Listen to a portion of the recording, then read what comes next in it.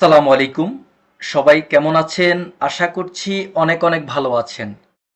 Computer tips and ট্রিক্সের আজকের টিউটোরিয়ালে সবাইকে স্বাগতম। সাথে রয়েছি আমি আনোয়ার হোসেন সজীব। আজকের টিউটোরিয়ালে আমরা খুবই মজার একটি টপিক শিখব। সেটা হলো যারা কর্পোরেট জব করেন, মাইক্রোসফট আউটলুক ইউজ করেন মেইলের ক্ষেত্রে, মেইল আদান-প্রদানের জন্য।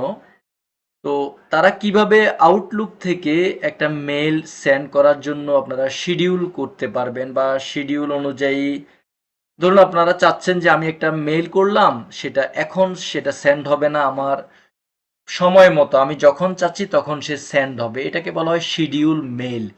তো কিভাবে একটি শিডিউল মেল করবেন, অর্থাৎ আপনার নিজের মতো করে নিজের সময়সূচি অনুযায়ী একটা মেলকে কিভাবে সেন্ড করবেন মাইক্রোসফট আউটলুক ব্যবহার করে, সেটাই আজকে আমরা শিখব। মূল টিউটোরিয়াল শুরু করব তার আগে বলে রাখি, কেউ যদি আমার চ্যানেলটি এখনো সাবস্ক্রাইব করে না থাকেন অবশ্যই সাবস্ক্রাইব করে বেল বাটনে ক্লিক করে রাখবেন, কেননা আমি কিন্তু নিয়মিত টিউটোরিয়াল শেয়ার করে থাকি।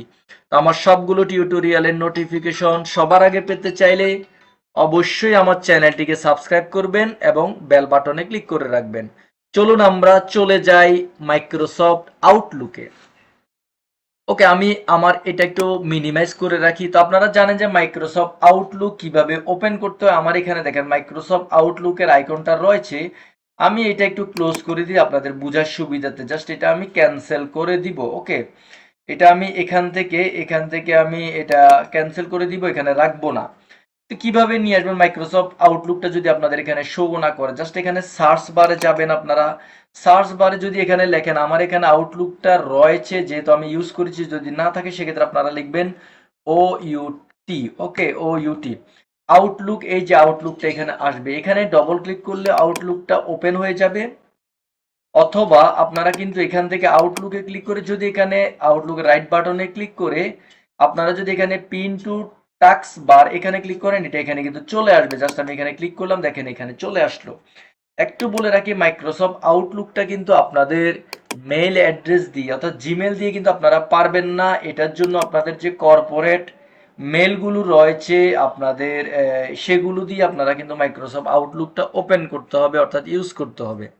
তো যারা কর্পোরেট জব করেন তাদের অবশ্যই মাইক্রোসফট আউটলুকটা রয়েছে। তো এখন আমি দেখাবো যে কিভাবে একটা নির্দিষ্ট সময়, ধরুন একটা মেল করব, আমি নিউ মেইলে চলে যাব। এটা ওপেন করার পর হোম ট্যাবে গিয়ে এখানে নিউ মেইলে আমি যাব।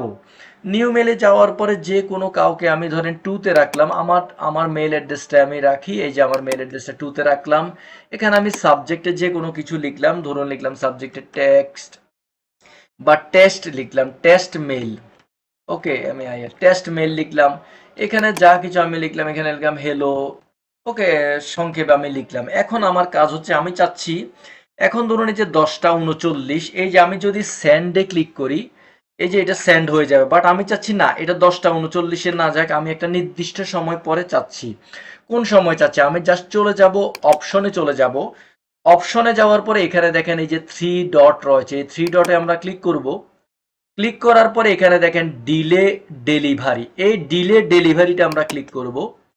করার পরে এখানে দেখেন এই যে অপশন রয়েছে ডু নট ডেলিভারি বিফোর, অর্থাৎ এই সময়ের পূর্বে ডেলিভারি করো না। অর্থাৎ কোন সময়ের পূর্বে, এখানে বাই ডিফল্ট 28 অক্টোবর মানে আজকের ডেটটা দেওয়া আছে।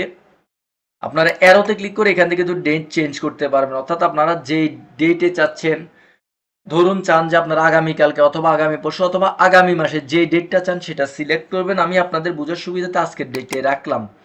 এরপর এখানে সময়, যে আপনারা যে ডেটে এটা সেন্ড হতে চাচ্ছে, কোন সময় সেন্ড করতে চাচ্ছেন, এখানে অ্যারোতে ক্লিক করে আপনারা বাই ডিফল্ট অনেকগুলো সময় পাবেন, যেমন আধা ঘন্টা পর পর, 11টা 30। ধরুন আমার এখানে এখন বাজে 10টা 40, তাহলে পরবর্তীতে আমি পাচ্ছি কি 10টা 30, তারপরে 11টা, তাহলে 11টা মানে অনেক সময় হয়ে যায়। আমি আপনাদের বোঝার জন্য জাস্ট এখানে 41 আছে, আমি এখানে লিখি, এখানে আবার আপনারা ম্যানুয়ালি টাইপ করতে পারবেন। আমি লিখবো 10টা দিয়ে আমি লিখলাম 42 মিনিট, যাতে আপনাদেরকে বোঝাতে সুবিধা হয়। 10টা 42 লিখে আমি জাস্ট এটা ক্লোজ করে দিব। এখানে জাস্ট আমি টাইপ করবো, এখানে ওকে কিছু করতে হবে না, জাস্ট এখানে টাইপ করে ক্লোজ করে দিব।